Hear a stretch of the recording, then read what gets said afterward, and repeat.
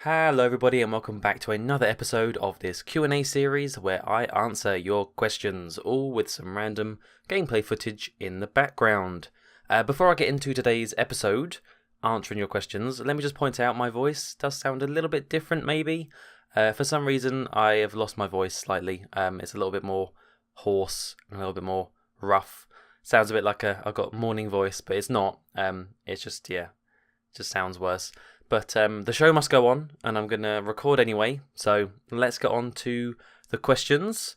I have no tea today because I figured tea wouldn't really help with a sore throat. Unless it was like a nice honey and lemon sort of thing, but I don't really like that. So, no tea. Anyway, I feel like I have to say that because it's sort of a little thing to have tea with this, but no, we'll keep it simple. Keep it simple, stupid. First question is from Ben Mr. Brevity Wells. Let's see if you really are Mr. Brevity. Oh, you are not, because his question is, oh my goodness. My question has to do with gaming systems and the major companies' lack of support once they release an update. Like you, I've kept all my PS3 games and have not upgraded to a PS4. Spending $200 to $300 for an opportunity to spend $40 to $60 per game does not sound inviting. I agree. As you know, once a new system comes out on the market, new games for the old system stop coming out. Moreover, old discs will not work on the new systems. You see what I'm getting at? I do. They still release some greatest hits for the PS3, like the Sly games and Jak and Daxter, but these are very few, and the newest releases certainly will never reach the old users' systems.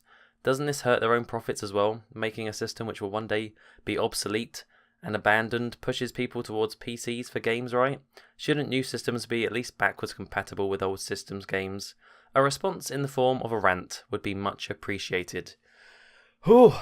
Okay. Do I have a rant about backwards compatibility? Because that's the gist of the question from Ben there. I don't know. I think it's a thing that's sort of become a bit more. Well, for a while it was sort of the norm to not have backwards compatibility. Like it went from PS2, in terms of Sony, it went from PS2, which did have backwards compatibility with PS1 games, to the PS3, which did at the very, very beginning of its life cycle, like the first generations of PS3s could play PS2 games, not perfectly, but it still could. But then they soon got rid of that for some reason, and then PS4 obviously does not do backwards compatibility. And the same thing, well actually I was going to say same thing for Xbox and Microsoft, but no, I think Xbox are slightly better in that regard. For example, some Xbox original games you can play on the Xbox 360, and that's how I in fact recorded a couple of my Let's Plays. Was the first Destroy Humans game, I played that on the Xbox 360 with the Xbox original disc, and also the Futurama Let's Play, which was much better to have because it's higher quality. And it makes it easier to capture as well, like using capturing software. And then with Xbox One, they didn't at first, but I feel like ever since a particular guy, I can't think of what his name is, became head of Xbox, he's really made an effort to try and change Xbox's image, make them friendlier and make more gamers like Xbox, I guess.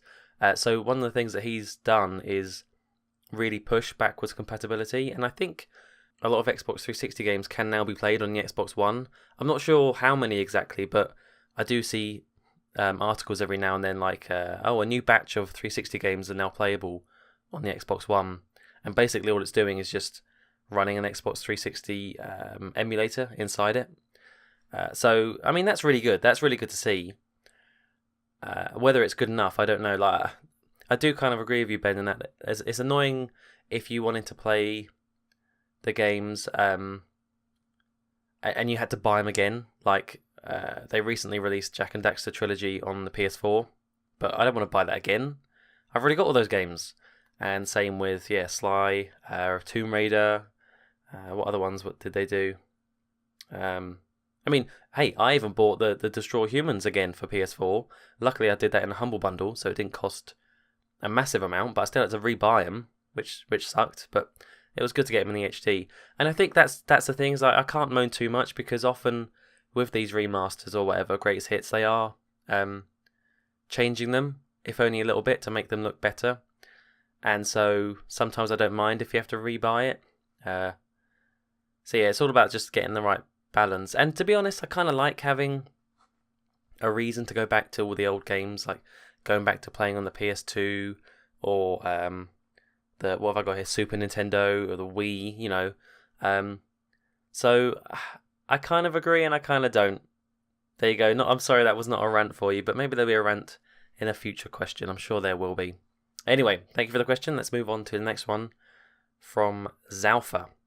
Assuming that we're in Season 4 already, what do you mostly like about Season 4? Well, Zalfa is referring to the JFS Minecraft server resetting the map, going from Season 3 into Season 4 with the release of Minecraft 1.13. And as of recording this, we have not reset. We're still in Season 3, but I can take a good guess as to what I'm going to like most about Season 4.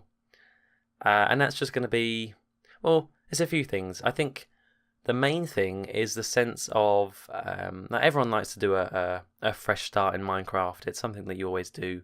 Like, you play for loads, you get all the farms set up, you do all that, you get really good, you get diamond, you get all the stuff you can get, and then you feel like, okay, well, I've done it now, so time to start again, and, you know, maybe give yourself different challenges.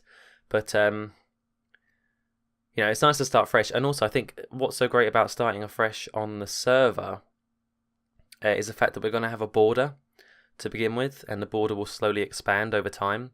But what that means is that everyone will be really close together when we first start, and that's a really cool thing to experience in Minecraft. It's that sort of community spirit where you can literally see other people work on their stuff right next to you because you're also confined. And that's like long gone now on Season 3 because it's so massive, the map, and everyone goes off and does their own bases. But to begin with, like on those early days, I was at spawn building my castle, and Merry was next to me building his little hobbit hole, and Diavola was building his, and Red No Blue was behind me with the other castle, and it's just good to see things like grow before you. And I think that's going to be the best thing about starting fresh. And then, of course, there are other reasons as well. There's just the opportunity to do things again and do things differently and do things hopefully even better, like a new Nether hub, a new Jasano land, even though it won't be called that, a new shop town, new shops that I can come up with, new bases. It's going to be great. I'm really looking forward to it, and I think a lot of people were sort of dubious at first, but I'm pretty sure most people have come around to it now and are all really looking forward to the reset. So that's good to see. Very, very good. Anyway, let's move on to the next question. Thank you, Zalfa, for that. The next question, or questions, are from Superflash. Thank you, Superflash, for the questions. His first one is, what film from all time would you love to watch? Oh no, monitor. Come back. Don't turn off. What film from all time would you love to watch in the cinema? Ooh. Now, does that mean... That can mean two things to me. Does that mean, A, I go back in time to experience it when it first came out in the cinema? Or does that mean any film, but just in the cinema, current day? I'll answer both. Why not? So, if I could go back in time and experience a film first released in the cinema on the big screen and everyone else's reaction around it, I don't know, it'd have to be something kind of like quite pivotal in cinema history, something that was never seen before, because you'd want to see people's reaction to it. Or maybe something like what would have been like the first gruesome horror film that would shock people? Wasn't it the case that people were shocked by Psycho, Alfred Hitchcock? Like the shower scene, weren't people fainting at that or something? Would I like to be in a cinema to see that and experience it firsthand? Maybe. But maybe then also something like Star Wars, that would be a good one. Travel back to 1977, I think it was, and go watch A New Hope when it first came out, because I'm pretty sure that was quite, groundbreaking at the time.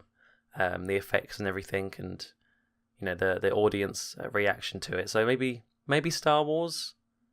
I think that'd be quite good. If it was the other way and it was just any film in modern day, but just one that you could experience on the big screen.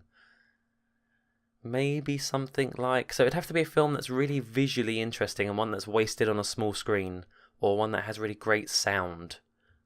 What film has great sound? No. I was going to say something like Alien, but I forgot that I've already seen that on the big screen recently. They did a double feature when the most recent Alien film came out. What was that film called? Alien Covenant, that's what it was called. Man, that was a load of trash.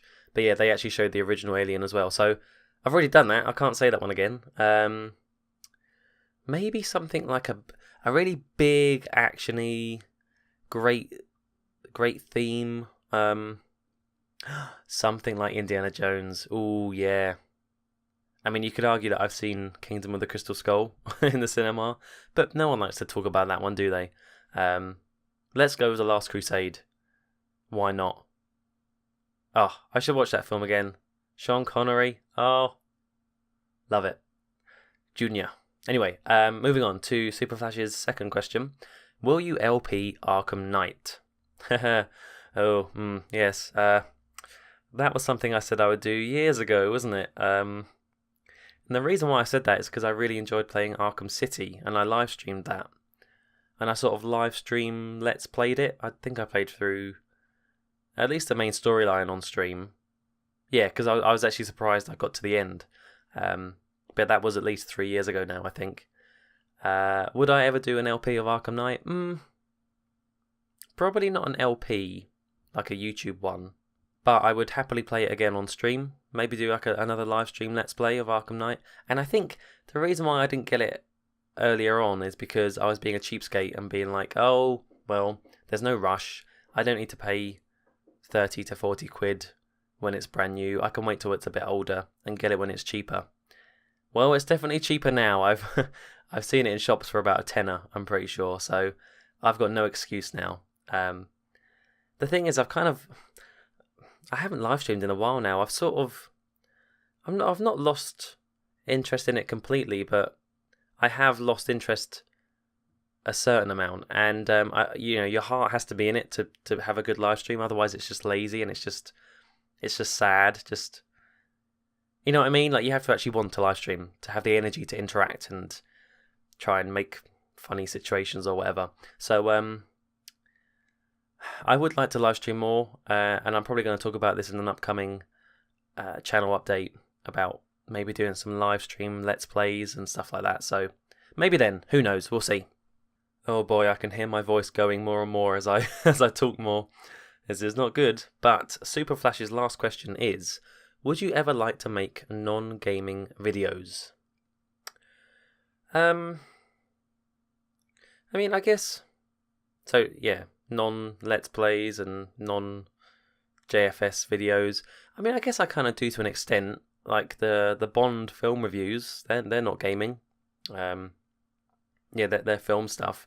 And I know I haven't finished the Bond thing. I've still got to do Daniel Craig's film. Don't worry, stop moaning. I know. But the reason why I haven't done those so quickly is because non-gaming videos take so long to do. Well, not necessarily non-gaming, but film review videos, which is the next thing I'm most interested in after Let's Plays, takes so long to do compared to recording a game. I don't want to make it sound too lazy, but with a Let's Play, you sit down, you play the game, you record it, you talk a bit, and then you're done. You can edit and upload. With a film review video, oh my god, you need to watch the film, watch any behind the scenes interviews, any like secondary research you need to do. Then you need to like actually think about what you thought, write the script. That takes a long time. Then you need to read the script, like record a voiceover of it, edit the voiceover, and then possibly the most annoying part for me is then finding the right clips to go with the script. Oh, it just took so long. But that's the reason why I'm so proud of those James Bond reviews, is that they did take ages, but hopefully I think it shows. Like they're pretty good. They're short and sweet. I think it's easy to make a really long film review if you just ramble on, which is why I wanted to make them more like almost like little video essays where they're kind of short and to the point and get to the root of the matter. Anyway, I've gone off on a bit of a tangent. So yeah, I do make non-gaming videos with those, but would I like to make more perhaps? Yes, I think in one of the channel updates I did recently, I said about maybe doing some horror-themed film reviews for Halloween, which is actually quite soon now. Holy crap. I need to get on that. So yeah, maybe that. And also there will be an opportunity for me to do a completely different type of video very, very soon. Because at the end of July, I will be heading to Canada, to Toronto partly for a friend's wedding there. And also just to make a holiday out of it as well, because if I'm going that far over for a wedding, you might as well stay and actually experience it. So I've been tempted, because this is the first big trip I've ever done, like properly abroad. I've been to Europe, but I've never been further than that. So yeah, this will be my first trip to North America, and I figured it would be a good opportunity to maybe record it and vlog it to an extent. Not like cheesy vlog it, like, hey guys, I'm here, don't forget to like, comment. Not that, but just literally document it like a home video. And if I get good footage, I might make a sort of vlog, a travel vlog out of it. And if it turns out well, I would happily put it on my channel. So that's maybe a chance to do some non-gaming stuff. It all depends on how much I actually record, because this is something I say to myself every time. I'm like, oh, Joe, you should really record more and take more pictures, because you're going to regret it when you don't and you can't remember stuff. And it's so easy to take pictures now with smartphones and everything. And I always forget to take pictures. I'm just so bad at that. So this is now my challenge to myself, to go out to Canada and make a good vlog from it. So maybe that'll be on the channel soon. Who knows? Anyway, that's the last question from Superflash. The next one is from Ben. My questions aren't that long. Wells. Oh, I might lose my voice after this one. Holy moly. Okay. Let's go. Dear Anonymous Advice Column. Oh no, monitor. Why do you keep turning off at the worst time? Dear Anonymous Advice Column. Unless it's a diner, ketchup bottles have utterly disappeared from restaurants over here. That is, America. Instead, in most restaurants around here, when asked for ketchup, they will bring you a little saucer with a quarter cup of ketchup. Or so. This has been a slow process, beginning I think around 4 to 5 years ago, and now there is hardly a glass bottle of ketchup in the tri-state area. How annoying this is. I guess I understand why the business owners don't want its customers overusing the ketchup and thus being forced to order more. This is understandable because, as everyone knows, tomatoes don't grow on trees. Do you guys have the same problem over there in the UK? Is it unreasonable for me to expect an entire bottle of ketchup on the table just for myself? Must I bring my own bottle of ketchup to the restaurant? Again, an answer in the form of a rant would be preferred. See, this one I can relate much more with you, Ben, compared to the backwards compatibility stuff. Yes, I think you do deserve a whole bottle of ketchup on your table. And I totally get what you mean. I've seen that in a few places now over here, where so maybe we're just a few years behind you, and it is going to be like that soon for us. But I've seen a few places where you do only get like a little stupid little cup thing, and I don't think that's good enough. I'm with you. I should control how much ketchup I want on my chips or with my meal. You're not the judge of that. And how much does ketchup really cost? Is it, if it's the good kind, if it's like proper Heinz ketchup, sure, it might be a bit pricey, but come on. There's enough of a markup in the food to warrant some ketchup. Damn it. I remember, this isn't really related, but it's a rant anyway, so I'll include it. I remember back at secondary school, so we're talking about, and it was quite early on in secondary school, so let's say maybe about 10 years ago now. Lunchtime, I'd always used to get some chips. I was a very unhealthy kid back then. I used to get chips and a donut and a milkshake for lunch, and then I soon started getting the proper dinners. But anyway, I had my chips, and I walked out. I just paid the dinner lady, and in the middle of the sort of canteen area, there was the precious ketchup dispenser, and it was like one of those big tubs, and you squish down a lever and it squirts out, a bit like the ones in McDonald's. So yeah, you had utmost control for how much ketchup you wanted. You could squirt as much or as little into the little paper cups. You could take more than one paper cup. You could have 2 or 3 or 4, whatever. I wasn't greedy, but you could do. It was great. And then guess what they did? They got rid of it. And you know why? You know why they got rid of it? Because there's always people that ruin it for everyone else. There were some kids that were messing around and squirting ketchup too much and making too much of a mess that they decided to get rid of the whole thing. Isn't that despicable? Isn't it? Those stupid school boards, I tell you, taking away ketchup from the kids. Nasty. However, going back to your original question, more in terms of restaurants and stuff. Yeah, I would say some restaurants are starting to do the whole like little cups of ketchup and condiments, but for the most part, in cafes and like greasy spoon cafes, you're probably gonna get your usual ketchup bowl, mustard, mayonnaise, salt, pepper. So I think for now over here we're all right, we're okay, but from the sounds of it, we need to watch out because it might be changing soon. Oh God, I don't. I mean, I just talk about all that, but I don't really like ketchup that much. I mean, I do like it, but I'm not a massive fan, so I don't know. Anyway, thank you for the question, Ben. Again, the next question is from Soldier76. Ooh, taking a little break from the Overwatch there to come and ask me a question. Thank you very much, Soldier76. Their question is, how old are you? That's a nice simple one. Nice, quick, easy, simple one. I am 25 years old. I'm a quarter of a century old. That's a bit weird to say, but it's true. And I'm soon-ish going to be 26 in October. So there you go. Thank you for the question. I like those ones because it's nice and boom, easy. On to the next one. And actually it's 2 more questions now from ya boy Mixon.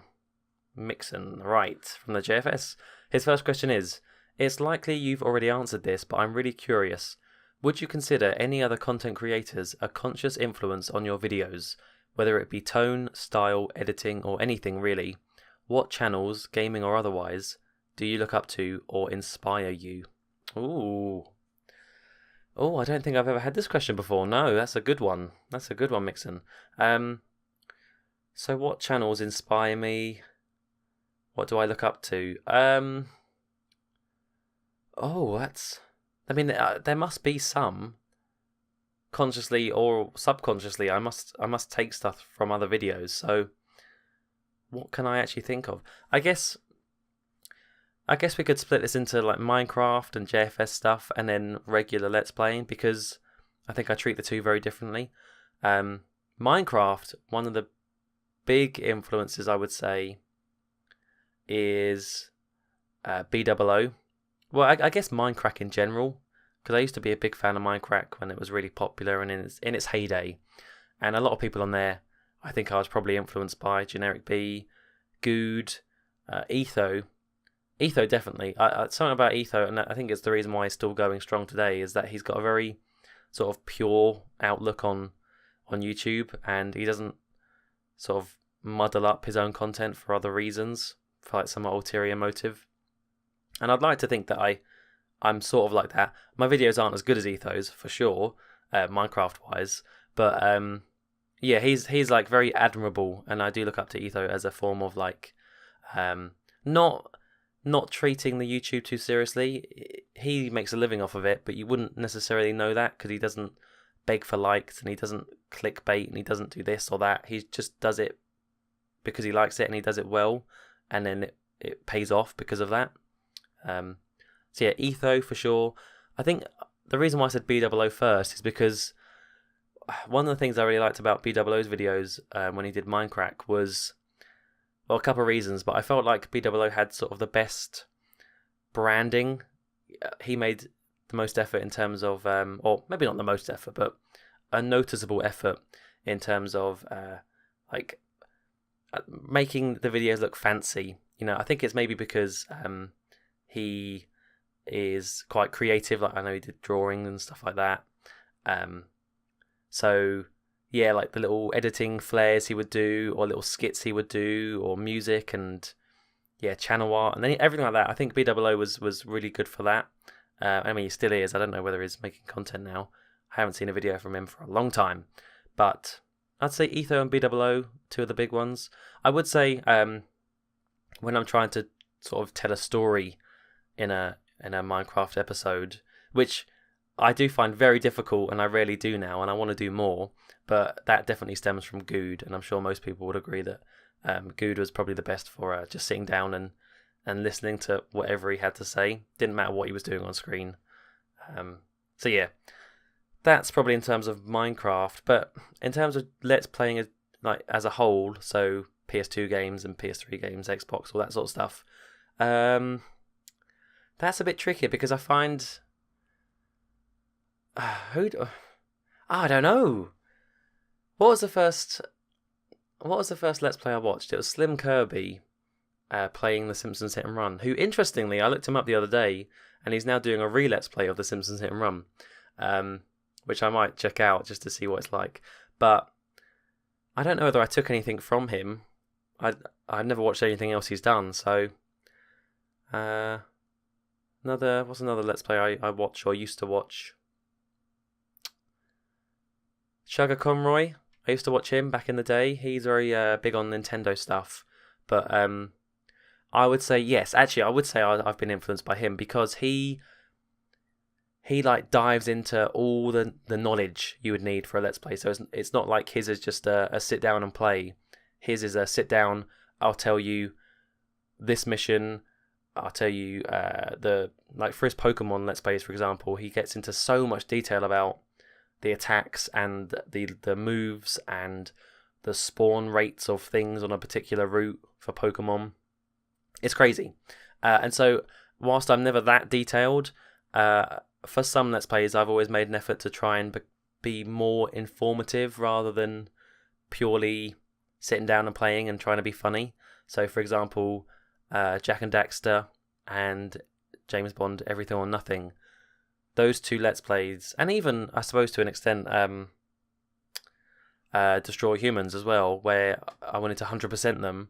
So I wanted to like show you the best way to do a mission or show you where the collectibles were, stuff like that. Chugga Conroy was definitely big on that, so probably from there too. Oh, I know one. Probably the biggest influence I've had so far is from a YouTube channel called Big Old Hank. I'll put his channel in the description. Definitely go check him out. Great channel. Very inspirational. Anyway, Mixon's second question is, do you have a guilty pleasure TV show, movie, or YouTube channel? Guilty pleasure. Oh, I don't know. TV show or movie? Probably not. I don't really watch that much TV anymore. And movies... Mrs. Doubtfire isn't a guilty pleasure, is it? Everyone loves Mrs. Doubtfire. I do love Mrs. Doubtfire, though. Oh, so good. Maybe something like... Well, I was going to say Mamma Mia, but I've never actually seen Mamma Mia. It's one of those films that I felt like I've seen, because I've seen so many clips of it. Now, obviously, I know all the songs, but I've never actually sat down and watched it. But I am going to go watch the sequel very soon. Mamma Mia 2, here we go again. YouTube channels, though, I definitely have some answers for that. Guilty pleasure YouTube channels. Well, I remember I used to do a podcast years ago with a fellow YouTuber who has now stopped called Honest Tom 23, and I remember in one of the episodes of the podcast, I talked about this makeup channel that I'd found and became strangely addicted to. The channel was called Viviana Does Makeup, and I think she's actually changed her name now. I think it's now called The Anna Edit, but I'll put that in the description. And it wasn't necessarily the makeup part of that channel I really liked. It was she did vlogs, and I really enjoyed her vlogs. She just seemed like a really nice woman, and her vlogs were really professional, and she went on all these like nice fancy holidays, and it was just good to see her life, and they were well made. So I don't know if that counts, because it wasn't necessarily the makeup stuff, it was more just the vlog. And I have watched vlogs from other people as well, like I watched Casey Neistat for a while, his vlogs, and even back in the day, I used to watch Shay Carl. That was a long time ago, and obviously more recently he's been in a big bit of trouble. But yeah. So I don't know. Does vlogs count as a guilty pleasure? I don't think they do. This one is a legitimately guilty pleasure though. So this one, I don't know how many of you know about ASMR, but we joke about it a lot on the JFS about like tapping noises, like people make tapping sounds and they whisper as well into the microphone because apparently that's really relaxing to some people and not creepy. And yeah, there's a whole YouTube subgenre now for ASMR. It's a massive thing, and I have dabbled in it to see if it works on me, and sometimes it has. Not necessarily the whispering, or I don't know, some people do some really weird stuff, like they make chewing noises, and that's one of my biggest pet peeves is people chewing their mouths. So that, I do not find that relaxing at all, and I don't understand how people can. But sometimes when they make sometimes the tapping noises can be relaxing, like if it's on glass or something, or I tell you what I really do like is the sound of keyboard. There's a lot of sort of keyboard sound videos, and I do find those relaxing. Like even mechanical keyboards, when they're really loud, I do like that weirdly. Which is why I was very sad when Asus changed his keyboard, because I actually quite liked Asus's loud keyboard on the JFS. But where am I going with this? Oh yeah, so one of the channels that I have become addicted to is it's a channel called Southern ASMR Sounds. And it's this, it looks like this mum, like stay-at-home mum, from Southern America. So she has this proper Southern drawl, a bit like Mixon. Maybe not as much though. As in Mixon, maybe not as much as this lady has. Yeah, she has this proper twang, and she does lots of weird videos. But the ones I really like is she goes around places like Walmart and Target, and just like softly talks about all the crap on the shelves and like sometimes rearranges it and neatens it up. And I don't know why I find them so relaxing. I don't know about relaxing, but I just enjoy watching them. I think it's partly because she has a nice voice, and also because I'm interested in the stuff on the shelves. I'm interested in American supermarkets and all the weird candy that she shows off, and all the weird she has like a lot of videos on all like the drug aisles, like painkillers and stuff. It's unbelievable that in America you can buy tubs of ibuprofen for in the thousands. Over here in the UK, you can't buy more than 2 packets of 12. They won't let you. The only way you'll be able to buy more than that is to go to a different shop. But the fact you can buy 1,000 in one go is just insane. Anyway, I really am rambling. Southern ASMR Sounds is a channel that I think is a bit of a guilty pleasure. And that one actually is a legitimate guilty pleasure, because it is a bit weird. Anyway, I'm going to stop now because I feel like I've been rambling far too long and my voice is almost completely gone, it sounds like. Thank you all very much for all your questions, guys. As always, if you do want to submit a question yourself, look in the description below. You'll find a link to a Google form. Fill out the Google form, put your name, put your question so I can credit you, and I'll answer it in an upcoming episode. That's going to do it. Thank you all very much for watching, and until the next time, goodbye.